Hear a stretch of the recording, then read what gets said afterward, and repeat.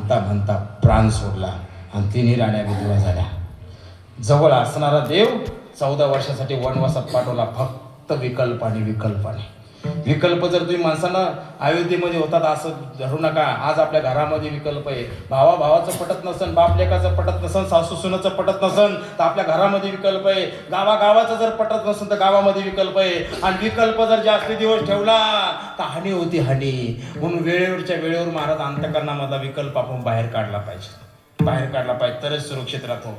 जवळचा देव बाजूला पाठवला फक्त विकल्पामुळं, आणि वैकुंठातला देव जवळ आणला संकल्पामुळं.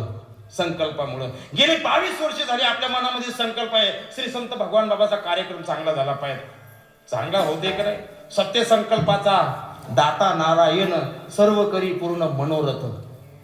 संकल्प जर चांगला असेल तर वैकुंठातला देव सुद्धा जवळ येतो. तुम्हाला श्रीमद भागवत महापुराण सर्वांना माहिती आहे. आणि 5 वर्षाचे ध्रुवबाळ आहेत. सावत्रायने अपमान केला. मधुवन घाटामध्ये गेले. माहित नव्हतं देव कसा आहे, माहित नव्हतं देव भेटेल की नाही म्हणून. पण आराधना सुरू केली महाराज. ओम नमो भगवते वासुदेवाय. आराधना सुरू केल्याच्या नंतर भगवान परमात्मा येत नाही. महाराज सगळं अन्न पाण्याचा त्याग केला आणि माझे ध्रुवबाळ भजन करत होते. बिरहा के आग में मैं जल रहा हूँ, कांटों पे दिल को लिए चल रहा हूँ. टपकते हैं आंसू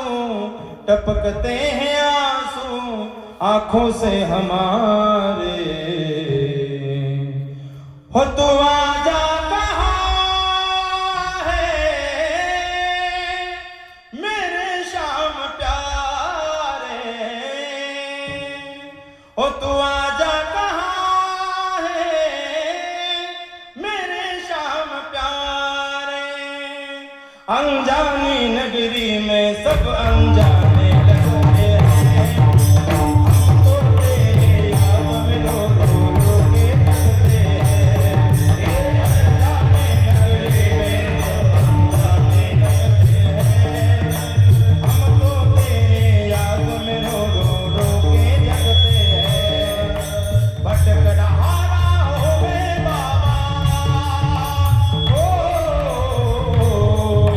भटक रहा होवे बाबा, पार लगा लो ना. तीनों बाण के धारे, तीनों बाण चलाओ ना. मुश्किल में दास तेरा अब जल्दी आओ ना. तीन बाण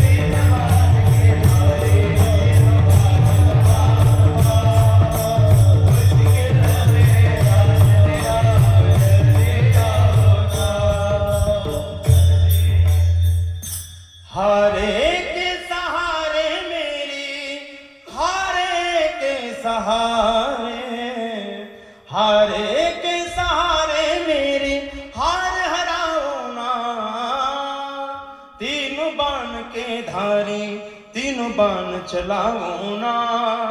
मुश्किल में है दास तेरा अब जल्दी आओ ना. 5 वर्षाचं लेकरू महाराज अट्टहास करायला लागलो. 5 वर्षाच्या लेकरासाठी महाराज भगवान परमात्मा वैकुंठ सोडले, मधुवन घाटामध्ये आले. ध्रुवबाळाकडे पाहिलं. माहीत नव्हतं याला देव म्हणतात का, पण ध्रुवबाळाने पाहिलं आणि ध्रुवबाळ रडायला लागले. बोलतात नव्हतं बाबा. देवाने शंख काढला आणि ध्रुवबाळाच्या गालाला लावला.